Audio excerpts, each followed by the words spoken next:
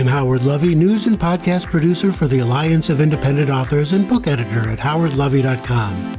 And you're listening to Inspirational Indie Authors.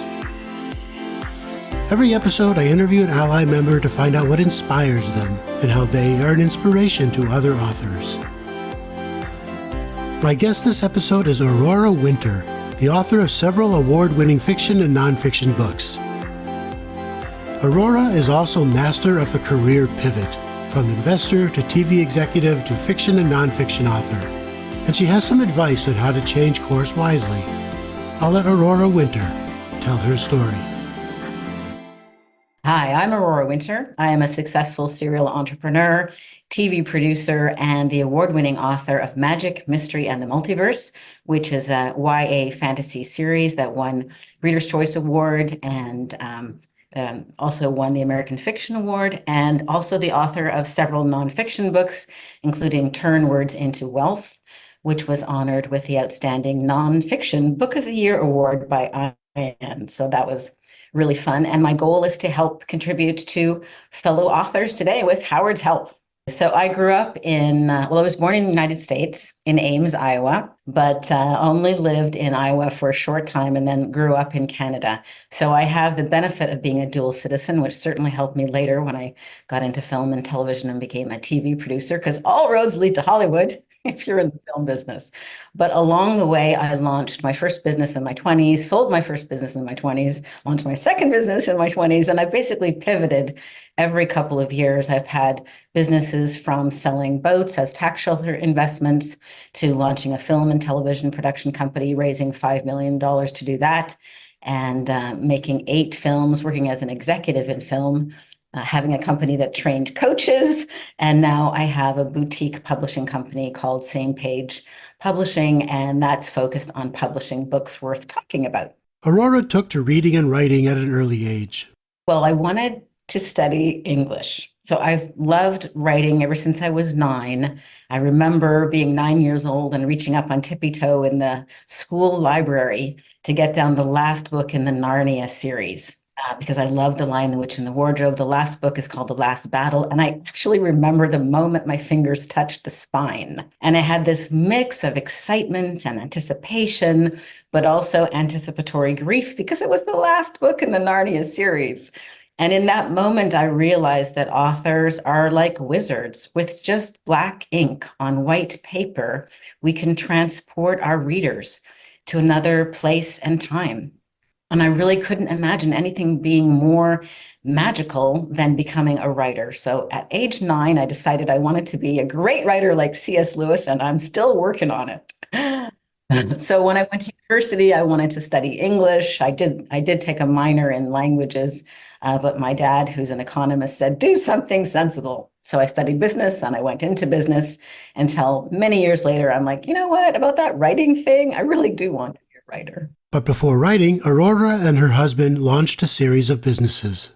First, my husband and I, we were just kids. We were in our 20s. We're like, what business can we start with no money?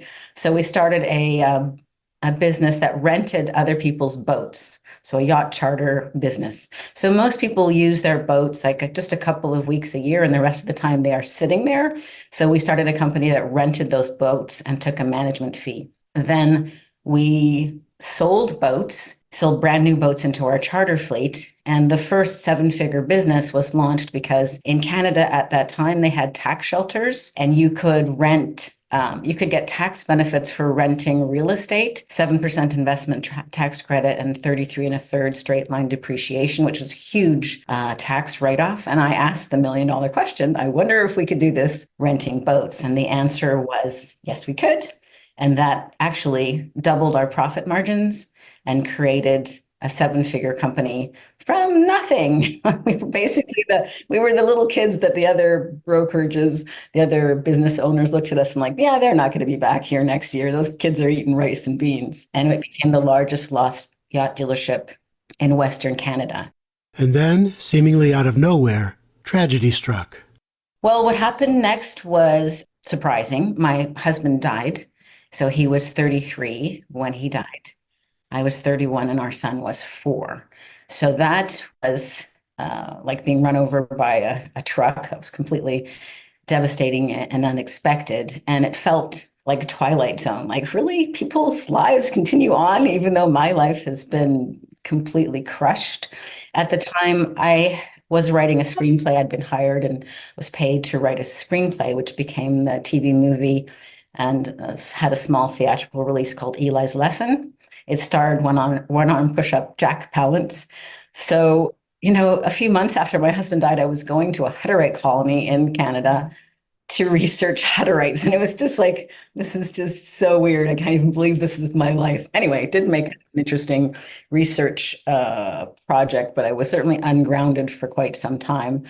But because of various things, including being invited to pitch my screenplay at the Banff Television Festival, now the Banff Media Festival, I pitched the movie that I was working on in front of like 600 executives from Hollywood and from, around Canada, around the world. And I'm like, oh my gosh, in the next few minutes, I could destroy my career forever or possibly have a breakthrough. And it actually turned out to be a breakthrough. So that pitch was filmed. A documentary filmmaker followed me around Banff, and it became a half-hour documentary, which was aired on CBC and later actually used to teach the art of pitching, which was kind of cool.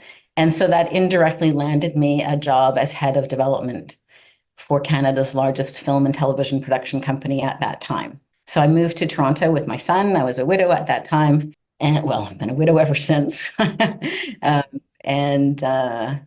And I just dug into film and television. It was so amazing to have a hand in 250 hours of TV production, have a budget of $1.5 million just for screenwriting. And, I went to the Cannes Film Festival and other festivals. It was pretty fun. Aurora emphasizes that if you're going to pitch a screenplay, it helps to have a book first. I started writing books, and I'm like, instead of writing a 400-page book, I could just write a 100-page screenplay. And that seemed like a better deal to me at that time. Now I've come to believe that writing a book is a better choice, because once you publish your book, you've got intellectual property, you've got copyright, you've got something. Whereas if you have a screenplay, I don't know, I've been in Hollywood too long. Screenplays are, easily adapted, ideas are easily stolen, so to speak. Have one experience like that. Whereas if you have a book, you've got something. So, for example, when I pitched Magic, Mystery, and the Multiverse to the BBC, I handed him a book, an award-winning book, and with a beautiful cover. And it's like, oh, it's something. Maybe they want to do something with it. Maybe they don't. He said he's interested in a half-hour TV series. We shall see, because talk is cheap. But I still have the book, whether or not a TV series gets made. So that's fun. At first, Aurora wrote about the process of grieving for her husband. My first book is actually my diary of healing. After my husband died, is called From Heartbreak to Happiness, an intimate diary of healing. And I was very blessed because my hero, Dr. Wayne Dyer, actually endorsed that book, which was very touching. And I had a happy dance, like that the book made a difference. And I was again inspired by C.S. Lewis. What are the chances that the same author would have inspired me at two pivotal moments in my life? So when I was 31, I read C.S. Lewis's book, A Grief Observed, which is his diary of healing, basically. And I realized, what? Maybe my diary of healing would help other people. And so I published the book From Heartbreak to Happiness. And then that led my life in a whole other trajectory. I'd like to say that I thought these things through very strategically, but the truth is, after that book came out and I was promoting the book, I was on radio and television. That was before podcasts were such a big thing. And people would come to me, can you help me through grief? I really, in my naivete, thought, well, they should read my book and that's all the help that they need. But people want more support. So people came to me and I, help them over lunch or help them over coffee, and finally realized I had to either turn people away who wanted my help through their grief or start charging. I thought, I'll start charging and then they will stop bothering me and I can go back to working on my book. But the opposite happened, and people really liked to know that they would talk to me the next week and the week after, and that we had an ongoing relationship, and then I would see them, all the way through their heartbreak to happiness. And then in 1 week, two people said the same thing to me, two young widows. They said, I really love my therapist. One said, I've been seeing my therapist for 2 years. She's a great therapist. The other one said, I've been seeing my therapist for 6 months. He's a great therapist. And then they both finished. But in this last 1 hour session, you've helped me more than they have helped me in all that time. Can you teach me? And I'm like, oh, well, there's an idea. I guess I could do that.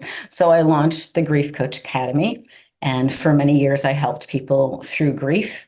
Aurora's work straddles the line between screenplays and books, but what makes for a successful Hollywood pitch? Aurora has that down to a science. Well, the good thing is to really think high concept and get the pitch really quick. And I can talk about the just really quickly. I think would help to talk about the neuroscience of communication, no matter what you're communicating. So you want to do the opposite of what they teach us to do at university. At university, they basically teach us that if you communicate the verbal equivalent of an Excel spreadsheet, the other person will receive the Excel spreadsheet and process it. But that's not how our brains work best. So first you want to, whether you're pitching a book to turn it into a TV series or pitching anything, you first need to appeal to the croc brain. That's the ancient reptilian brain. And that is looking for, is this new? Is this dangerous? Is this sexy? Is this something, tasty to eat or something that might eat me? You want to be new and a little bit dangerous, but not so dangerous that it runs away. So the croc brain is, basically clickbait, but it could be just, the title of one of my nonfiction books is Turn Words into Wealth. So that's an example of, oh, I understand this is about turning words into wealth. If the person's interested in that, they'll give me another, few seconds to talk. So first you want to connect with the croc brain. Next, you want to connect with the midbrain, and you need to do it in this sequence. The midbrain is all about social relationships. So when I say that Magic, Mystery, and the Multiverse was a Reader's Choice Award-winning book, that lets you know other people like this book. That's midbrain. Being on this podcast with you, Howard, is also appealing to the midbrain. It's like, who else thinks Aurora is worth talking to or worth reading? So after you've done those first two steps, then you get permission to get a little bit more time and to address the cerebral cortex. So the cerebral cortex is the most expensive part of processing information, and our brain does not like to use the cerebral cortex at all, and has all kinds of hacks to avoid doing that because it uses a lot of fat, a lot of calories. So you want to be careful also not to trigger the analyst brain. If you get somebody deep in the numbers, you've triggered their analyst brain. The analyst brain does not buy. The analyst brain only wants more data. So avoid that, avoid triggering that. So for example, the pitch for Magic, Mystery, and the Multiverse as a TV series sounds like this. It's Harry Potter meets Doctor Who. It's an award-winning book. It won the American Fiction Award Best Book for Preteens and the Reader's Choice Award Best Book for Teens. And I think you'll really like it and it will appeal to your audience. And here's what the story is about. It's about Anna and her younger brother who accidentally go on a joyride, which takes them to another multiverse. And they have adventures in that multiverse. And also they get into a lot of trouble with censors who are going to either crush them and crush the society where they've landed, or if Anna can step into the prophecy that has been predicted, perhaps she can not only free herself and her brother, but she can transform this planet in the multiverse and save these people who are under the oppressive rule of these censors. So quite quick, but you see how I did it in that sequence. Aurora is also welcoming crowdfunding into her business. Kickstarter is certainly helping me get really focused to bring all the material together. I love that I can add things to the package that I couldn't just if it was just published on Amazon or Barnes and Noble or wherever. I'm having the book cover is award-winning book cover, and I'm having that designer also do full color art for all the top dozen characters. So that's something I can put on the Kickstarter and other stuff like that. So if people are interested in Kickstarter, please follow my Kickstarter, and you can find out about that at magicmysteryandthemultiverse.com. It's got the Kickstarter link on there. Aurora has mastered the art of the pivot, changing from one focus to another, and she has advice for other authors on how to pivot wisely.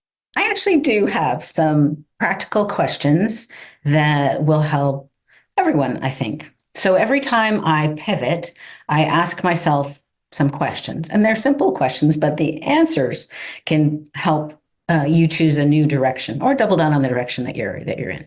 So question number one, what do I love to do? So long ago, I was selling yachts as tax shelters. I was crunching numbers. I was using my economist brain, and that was lucrative. But after a certain while, I did not like crunching numbers so much and being like a tax shelter expert. I didn't love it. So it failed the first test. So after asking yourself, what do you love to do? The second question is, who is that worth the most to? Who is that worth the most to? So after I took my MBA in Italy, I asked myself, what do I love to do? Well, I love writing. I love creating. Who is that worth the most to? Well, who it's worth the most to is entrepreneurs and business owners who have 6, 7, or 8-figure businesses and who would like to have a book to help them become a public speaker or do a TED Talk or have more influence or have a bigger legacy, and they're not authors. Okay, so that was a very clear filter. Most people forget to ask, who's that worth the most to? There are so many different ways you can express your creativity or any particular talent. Why not filter it by what's going to actually pay the rent or the mortgage? And then the third question is, how can I add more value? So for example, with my publishing company, Same Page Publishing, I thought one of the ways I could add more value is to use something else I love to do. I love to hear people's stories. I love to interview them like you're interviewing me, Howard. I love to find the gold in their backstory. I love to find the moments that changed their life or changed their business, whether those were hardships or breakthroughs. And I'm very curious about people. And so I thought, well, how I could add more value is to take that skill and that thing that I love to do. And instead of forcing people to try to, write the story on the typewriter, to speak it. So when I use the spoken author method and I interview people, and kind of each chapter makes a podcast-like episode. So they get audio and video, they get comfortable talking about their topic, and we go deeper than they ever would in some other ways of writing. So that's in other times I've used, tax benefits or other benefits. So ask yourself, how can you add more value? And then the fourth question that I asked myself when COVID hit and other times is, if not now, when? And that's sort of the memento mori question. And that helps me stop thinking about it and make a change. Because if it's something you want to do, if it's something you love to do, you've determined who it's worth the most to, and it seems viable. You found a way that you can add value or add even more value. So it's a good return on the investment for your clients or the readers of your book. You're even adding value if you're writing a book that solves a problem, or you're writing a book that entertains. That's adding value. And then if not now, when? What will I regret on my deathbed if I haven't done that? You've been listening to Inspirational Indie Authors. I'm Howard Lovy, news and podcast producer for the Alliance of Independent Authors and book editor at howardlovy.com. If you are a member of ALLi and would like to be considered for the show, please write to me at howard@allianceindependentauthors.org and tell me what inspires you and how you can inspire other authors. As always, find more author advice, tips, and tools at our Self-Publishing Advice Center, selfpublishingadvice.org. And if you haven't already, we invite you to join our organization and become a self-publishing ally. You can do that at allianceindependentauthors.org.